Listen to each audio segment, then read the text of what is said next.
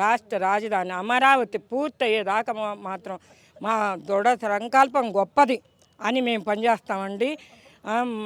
అందరు కూడా మాకు సపోర్ట్గా ఉన్నారు. ఈసారి మాత్రం ఆపేదే లేదు, ఆగేదే లేదు. ఇక్కడ కొంతమంది ఇంకా మేము రాము, మమ్మల్ని పిలవద్దు అని అంటున్నారు. రాని వాళ్ళు వెళ్ళండి, బోర్డర్ దాటిపోండి, పాకిస్తాన్ వెళ్ళిపోండి. మాకు సంపూర్ణ సంకల్పం పాకిస్తాన్కి వెళ్ళిపోవటమే.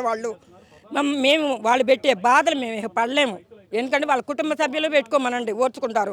వాళ్ళకి భార్య పిల్లలు ఉన్నారు, మాకు కుటుంబాలు ఉండేవి. ఇక్కడ చిన్న చిన్న కుటుంబాలు ఉన్నాయి. ఎక్కడ ఇచ్చిన రైతులు ఉన్నారండి. 75% రాష్ట్రానికి ఇచ్చాము మేము. రూపాయి గౌరలో ఆ రోజు ఇవాళ 25 సెంటే మాకుంది. మాకు చంద్రబాబు నాయుడు గారు డెవలప్మెంట్ చేసి ఇస్తానన్నారు.